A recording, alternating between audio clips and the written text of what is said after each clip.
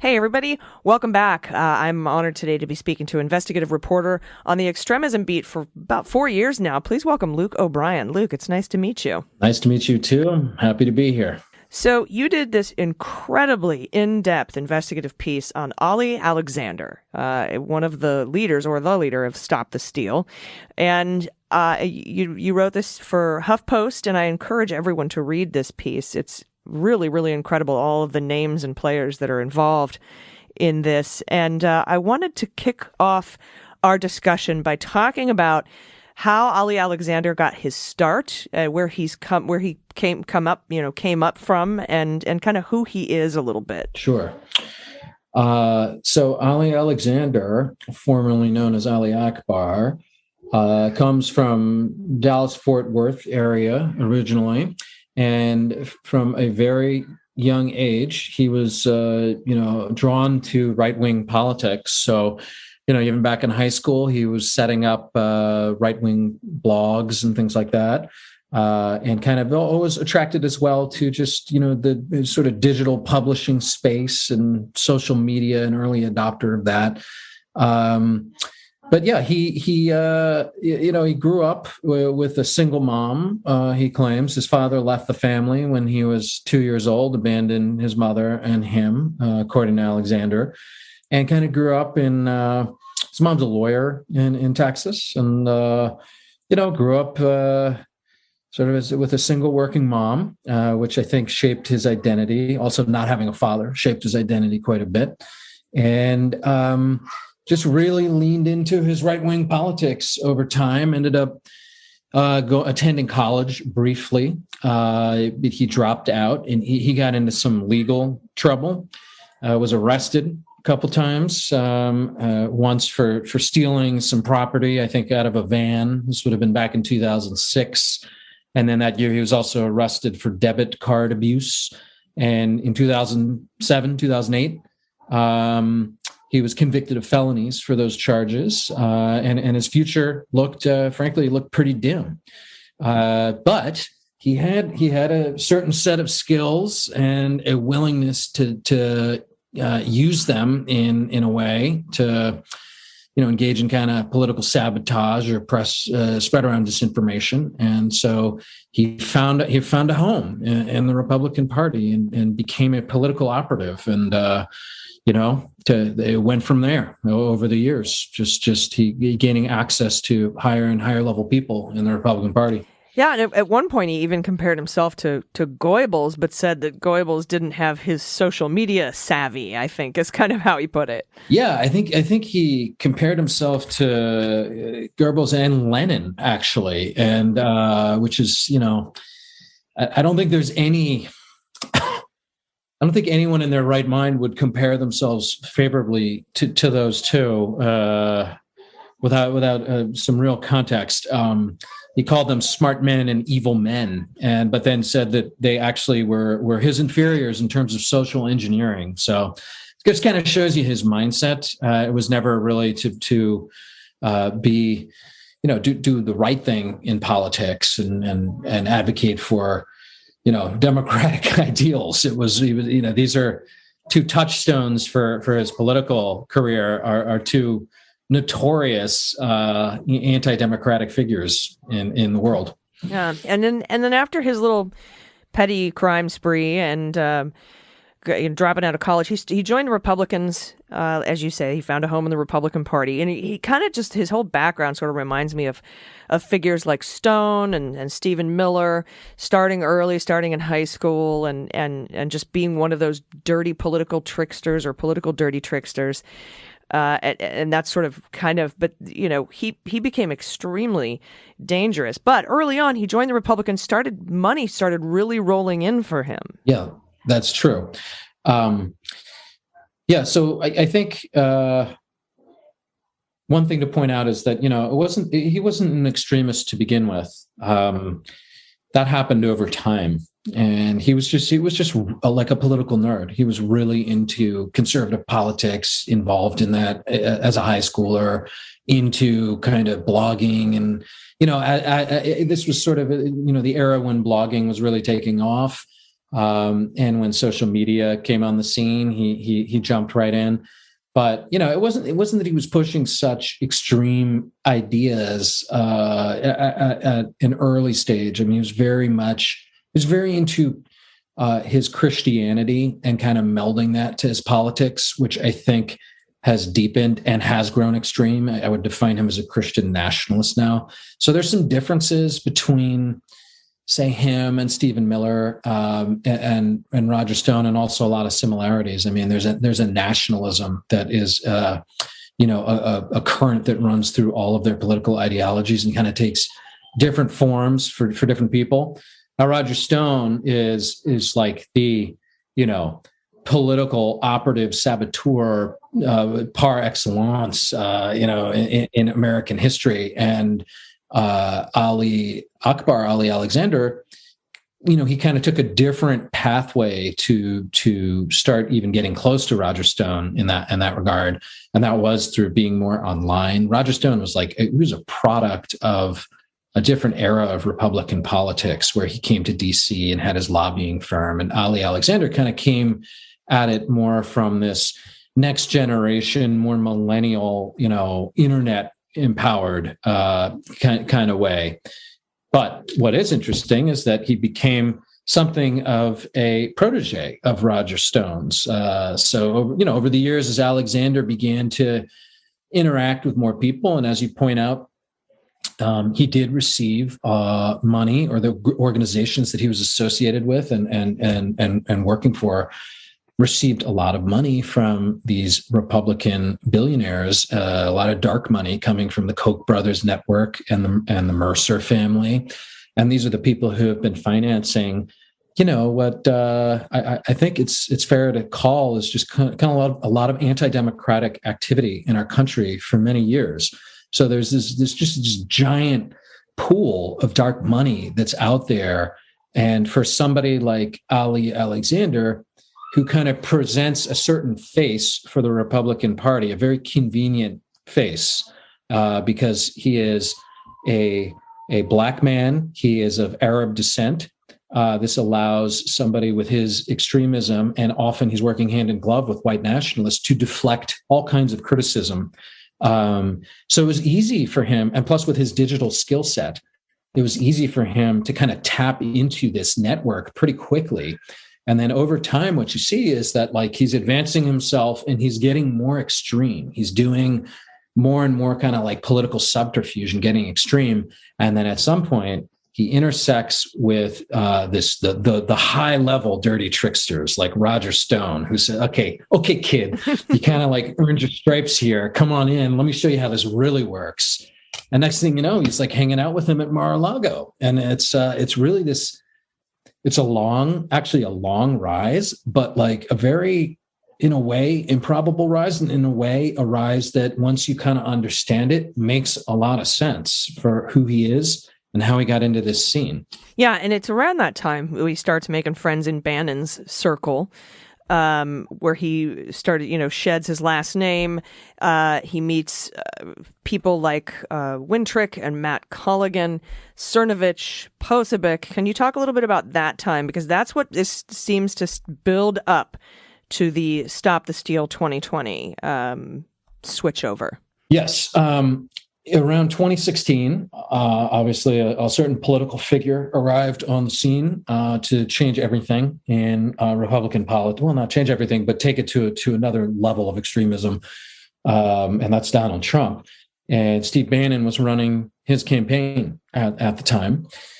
So for people like Ali Alexander, who had been kind of trying to make his bones a little bit more behind the scene,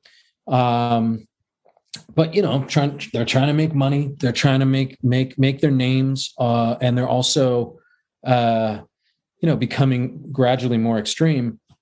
This is the moment. You got to get on the Trump train, right? And Alexander did not like Trump at first, and he's on the record talking about that. But when you're out for yourself and you're working these angles that's what you do. And he built this network that was helpful for him. So he already had his network that was more kind of coming out of the Tea Party and the Koch brothers and those connections. And then Trump comes along And Trump is changing things, particularly when it comes to social media. So you had a lot of these far right wing influencer types who it's good for them personally because they can grift off of it, but they're also helping build this pro-Trump disinformation network using social media. So Alexander, who has social media skills and a pre-existing network, kind of plugged into this very neatly and very quickly in 2016. So this is I call them just a ring of far-right propagandists that are in orbit around Steve Bannon. They have connections to Bannon, who has connections to everybody, and nationalists around the world, and other extremists. And so by 2016, Alexander is hanging out with Milo Yiannopoulos, this guy Lucian Wintrick, who became the White House correspondent for the Gateway Pundit, which is a far-right propaganda outlet that has been nothing but pro-Trump and actually was promoting all kinds of disinformation about the election.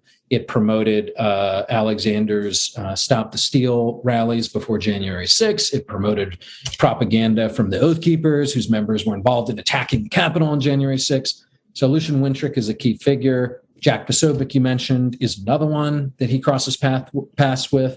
Another Roger Stone protege, a dirty trickster, a guy who has amplified Russian disinformation on social media and in turn been amplified by the Kremlin extensively and who had ties directly to the Trump administration. Mike Cernovich, yet another one of these guys who's kind of in this sort of Bannonite scene. Mike Cernovich, a real disinformation pusher who was along with Posobiec, one of the lead figures in getting Pizzagate influence operation circulating on social media that led to a gunman going into a pizza shop in DC. I mean, it's on and on and on with this far-right disinformation. That one thing I would want our listeners to understand is that it's not just about spreading lies to gain some political advantage. This is an organizational tactic.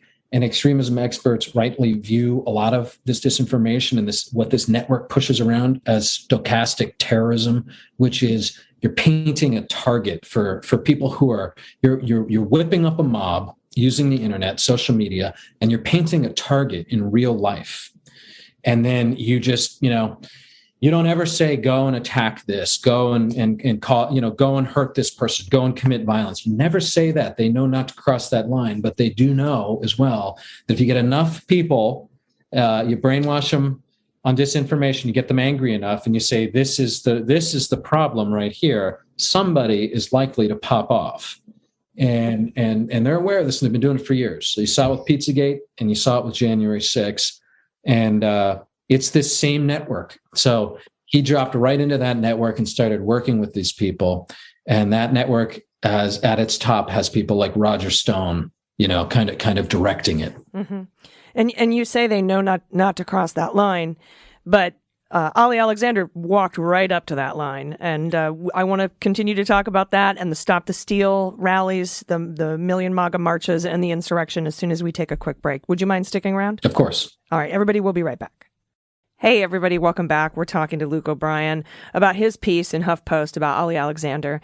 And before the break, we were talking about the line that they know not to cross as far as incitement and, direct incitement, but how Alexander walked right up to that line. But with the Stop the Steal, they started to get some steam. He started to work with people like Gosar, the Republican representative from Arizona.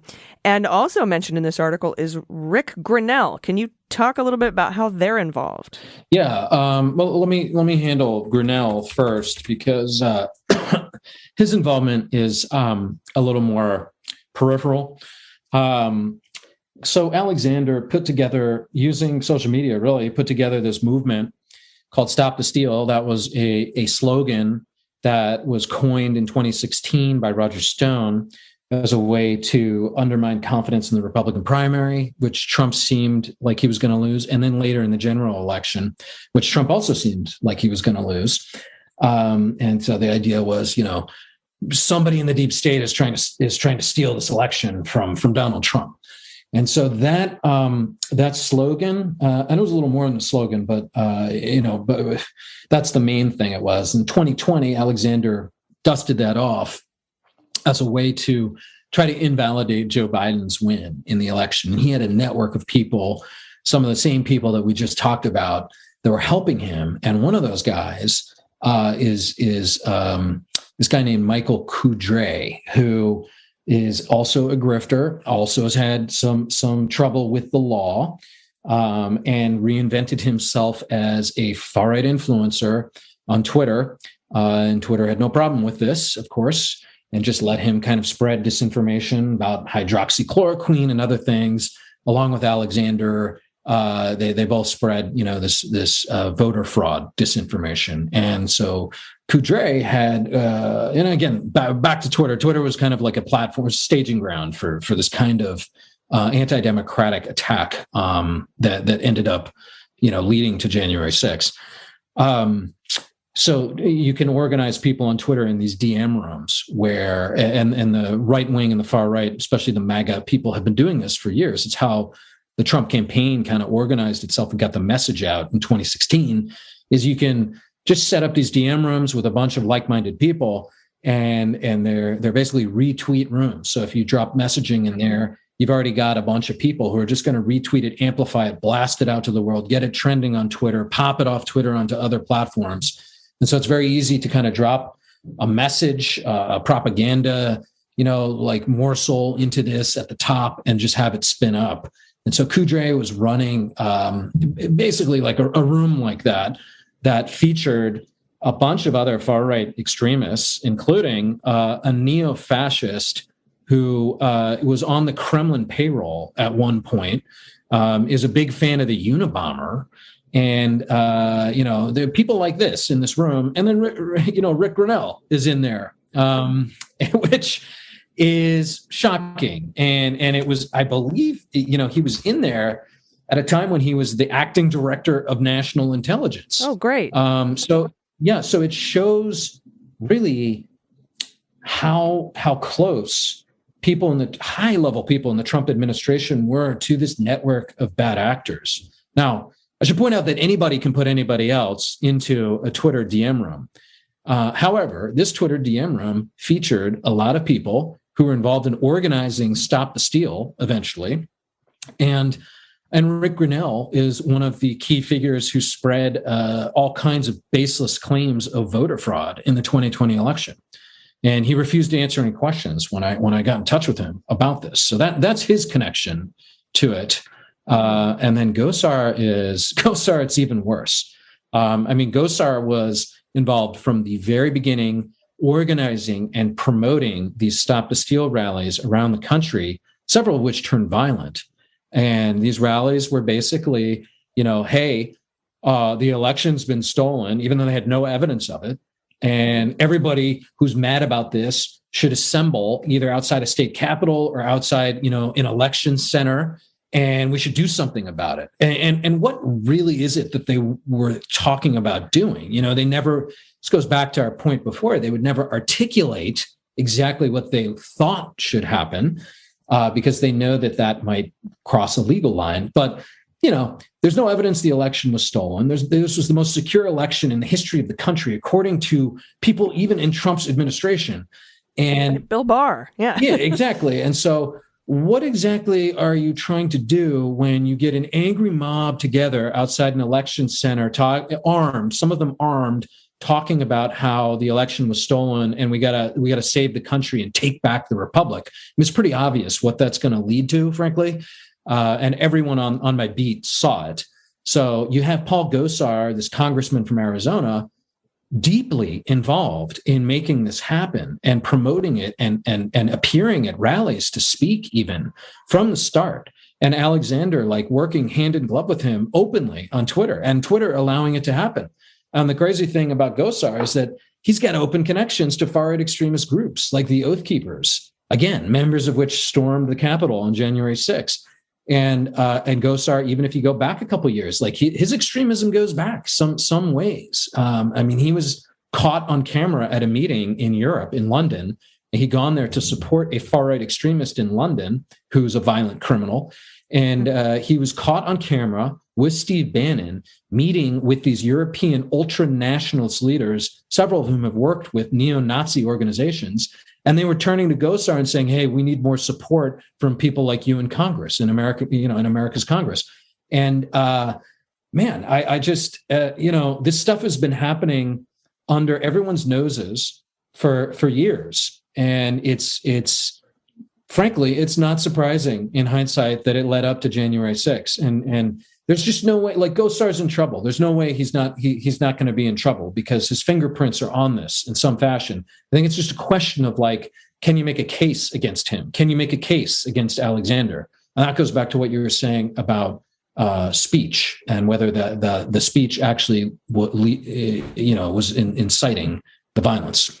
Yeah, and we know that the Department of Justice, before Merrick Garland got there, was looking into, and the FBI, they were investigating conspiracy charges with the Oath Keepers, and I can't imagine that leaders like Ollie Alexander, Roger Stone, and Gosar wouldn't be involved somehow in that investigation. But you're right, it's just whether or not they can bring a case. Yeah, I mean, I think if you look at the Stop the Steal movement, now, I'm not a lawyer here, right? But there's a legal standard. It's called Brandenburg versus Ohio. It's a Supreme Court case about this Klansman. It was back in the 60s. This guy named Clarence Brandenburg, who got a bunch of his KKK buddies on some farm outside Cincinnati. They all assembled, and Brandenburg started talking in very violent terms about Jews and blacks. It's the same, by the way, it's the exact same language that we hear from the far right today and many, many Trump supporters. So this guy's preaching about Jews and blacks and like they're the problem in the world. And that if the government continues to, suppress white people, that there's going to have to be some kind of revenge taken. Now, he was prosecuted for this, and the Supreme Court said that his speech was protected because it did not incite, and this is the legal standard, imminent lawless action. And there had to be like a clear and present danger. This is all like legal language here. Now, in the case of Stop the Steal and Alexander, you have a guy who is doing what I think is far worse than Clarence Brandenburg. I mean, he is talking about globalists, which is code, Marxists, which is code, the dangerous leftists and liberals stealing an election. He's talked about revenge. He's talked about the government holding people down. He's said publicly the government should be afraid. And then he's done stuff like gotten up on a stage the day before the attack on the Capitol, where he's preaching to members of this audience, several of whom were involved in the January 6th attack and were armed at the time Alexander was talking to them. And he's chanting victory or death and things like this. And so I think you're going to have some very interesting cases that come out of this. Now, this is all. This would be. It's hard to know like what the federal prosecutors are going to do here, because right now they seem to be hyper focused on the people who actually went into the Capitol, as they should be, and that's a huge amount of work just right there. But I'm sure that they are examining these other ties, because they've got conspiracy charges against some of these guys, so they're looking at the planning that happened before this. Hopefully they will be looking at, people who actually organized this stuff and got these people together and helped incite it. And then I imagine that we are going to see a bunch of civil suits also that come out of January 6th and might target some of the same people like Alexander or Stone or whoever. Yeah, and Merrick Garland said during his confirmation hearings that he was going to be looking at not just the people who breached the Capitol, but leaders, organizers, and funders as well. So I'm hoping that I have faith that he'll be looking into it. Whether or not a solid case can be made, we'll see. But I'm also looking we're looking at these potential civil suits where discovery could bring more truth than perhaps a criminal investigation would. And now, before I let you go, Ollie Alexander has not been arrested. Is that correct? He's in hiding. Am I right with that? Look, I mean, I think it's kind of a canard that he's in hiding. Ollie Alexander is, yes, he's an extremist. He is also a grifter. So when he says he's in hiding and everybody's out to get him, and that he needs money as quickly as possible to pay for his massive security team, we should kind of look skeptically at that. Ollie Alexander did definitely flee Washington, D.C. after the attack on the Capitol. But has sat down for interviews with people since he's been quote unquote in hiding. I'm sure that I would like to think that our federal investigators know where he is. So I don't think he's really in hiding, but he hasn't stopped. He's talking about organizing more rallies and more events. He's trying to make money off of this. He's still an extremist. He's still trying to he's still pushing the same voter fraud disinformation. So no, he hasn't been arrested yet, as far as I know. And, he's still out there kind of like putting propaganda out. So we'll see what happens. It's hard to know, but he's not, there's no remorse. He's not taking a different tack in any way. If anything, he's angrier and is talking about getting revenge more and talking about how everybody should be afraid more of him and the people he's associated with. So, it seems like something we should be a little concerned about.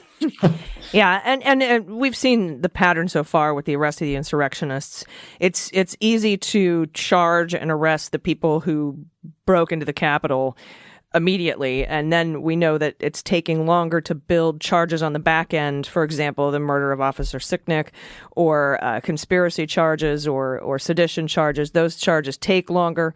And so maybe, Ollie Alexander wasn't at the Capitol and can't just be quick arrested for something like that. And so maybe that's what's taking time. But we'll see. He was at the Capitol. But I mean, he didn't go into the Capitol.